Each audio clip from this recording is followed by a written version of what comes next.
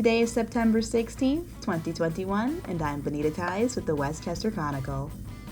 At last night's Borough Council voting session, all items from the work session were in the consent agenda, so the main focus was a presentation by Healey, Project Naloxone Manager and member of Good Fellowship EMS, about the opioid crisis and efforts to prevent overdose deaths at county level. Naloxone is a medication used to help treat opioid-related overdoses. It's a miracle medication. Works on opioids and opioids only, given to somebody that's overdosed, revives them from the overdose within seconds. Those of you that are unfamiliar with opioids, first on the top of the list here is heroin. That's an illicit opioid. Following heroin, methadone, morphine, fentanyl, codeine, they're all prescription-related opioids. So here in Chester County, as you can see, from 2015, we saw an increase of drug-related overdose deaths here in our community. 74 in 15, 16, 97. Again, 2017, we saw a significant increase to about 104 drug-related overdose deaths.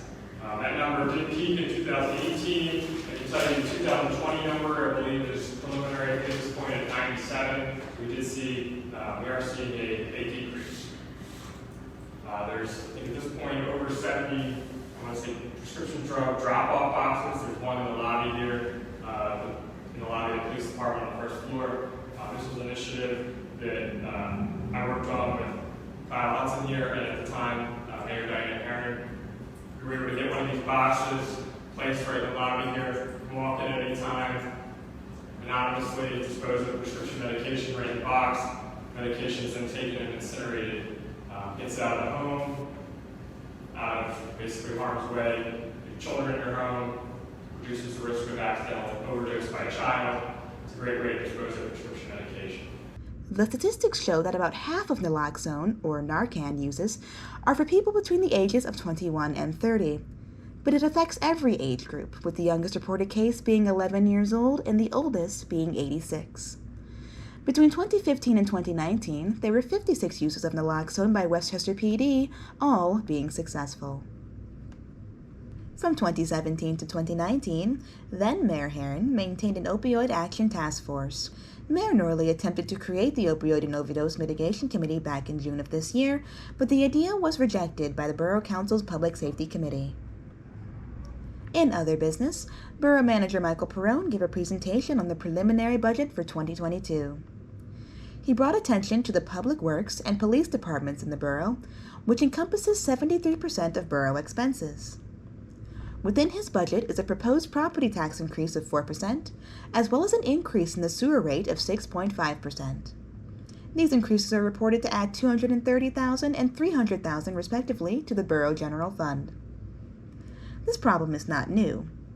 In explaining the need for these raises, Mr. Perrone quoted former Borough Manager McNeely back from 2002 stating, "The cost for providing borough services continues to increase, and that increase is not matched by revenue growth." But it's to the point where we've chopped and sliced and diced everything we can. I think we run pretty efficiently on this. We can't do more. I think we can. And I'm sure in the future, the next Borough Manager will continue on that trail. So you need 3 months of money set aside to start at the beginning of the year. It's about $2 to $2.5 million.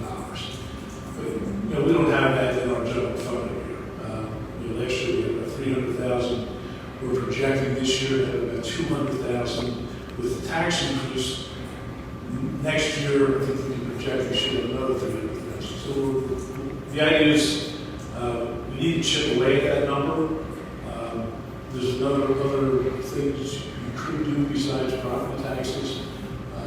It's interesting that people who have businesses and pay an EIT and live in the borough, some folks don't like that extra EIT, and they don't like any type of trash fee, especially the folks who are property owners, which you all are, or negligent, but he gets taxed because the landlord passes it on to him anyway.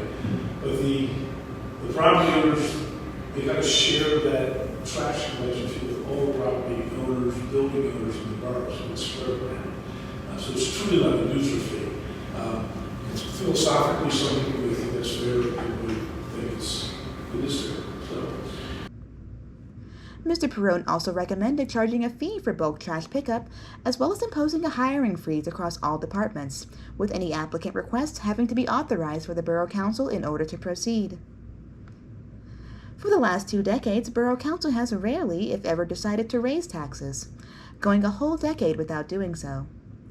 The focus on cutting costs instead of increasing revenue is why the borough finds itself in its current financial position, needing to raise the earned income tax by 25% in 2019 and the real estate tax by 13% in 2021. Councilperson Nick Allen had this to say on the issue.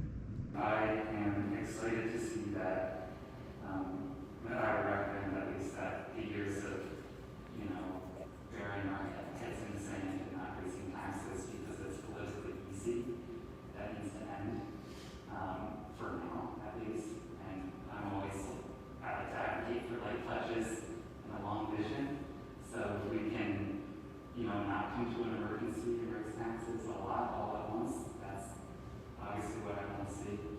The budget will be discussed in further detail at next month's Finance Committee meetings. Thank you so much for tuning in. Please join us next time as we resume our coverage and live streams of local government meetings. Now, if you'd like to see us cover more meetings, events, or provide more information about things going on around town, please consider sponsoring our show via Patreon. Our goal is to make community-funded news and not have to rely on ads. And we will produce as much as we can with the budget you give us. So please like and share us on Facebook and subscribe on YouTube. It's the easiest way to support us and help us bring you the news. Finally, if you have a news tip, an event you'd like us to cover, or just want to say hi, you can reach us via email at westchesterchronicle@gmail.com. We look forward to hearing from you. Our program is produced by Crimson Planet Media and distributed by KeystoneDigital.tv. Our music is by Doug Keller. Thank you for your time, and we hope to see you soon. Until then, I'm Bonita Tyes with the Westchester Chronicle.